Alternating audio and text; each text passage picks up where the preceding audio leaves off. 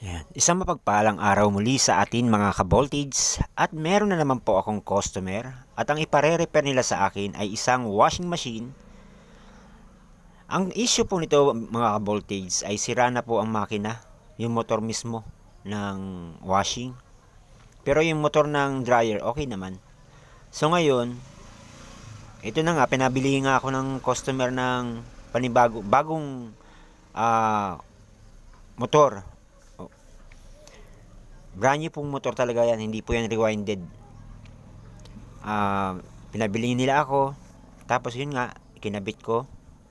Kasi totally talaga na nakita nila na umusok talaga yung makina eh. Hindi ko na kinake up kasi alam ko sila mismo ang nakakita na nasunog talaga yung makina. Umuusok daw. Kaya ginawa nila, pinatanggal nila sa akin, tapos pinabili nila ako ng panibagong motor. At ayan na nga, kinabit ko na uli. Kinabit ko na siya sa ano niya, sa kaha niya. So, bigyan ko kayo po ng idea kung paano magkabit ng motor. Napakasimple lang naman po. Unang-una, may 3 wires po yan. Patulin nyo lang po yung 3 wires na yon para pagka bumili kayo ng panibagong motor, doon nyo na lang ho itap. Kasi kung bibili kayo ng panibagong motor, kaligmitan yung capacitor naman kasi okay pa. Ang may diferensya lang naman yung motor mismo.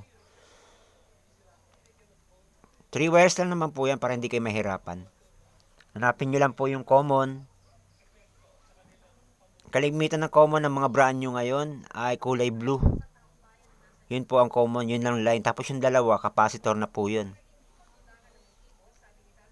Yung dalawang red at saka yung white niya, capacitor na po yan. Ayan na nga po, kinabit ko. Pinaandar ko na siya, okay na po siya. Malakas naman po, makakapaglaban na uli si customer. At tuwan-tuwa na siya. Kasi matagal na daw sila hindi nakapaglaba. So muli mga ka-voltage, huwag niyo pong muling kalimutan na paki-like and share, paki-follow ang page ko para updated po kayo sa lahat ng content or video na ipopost ko. Maraming salamat po muli and God bless po sa ating lahat.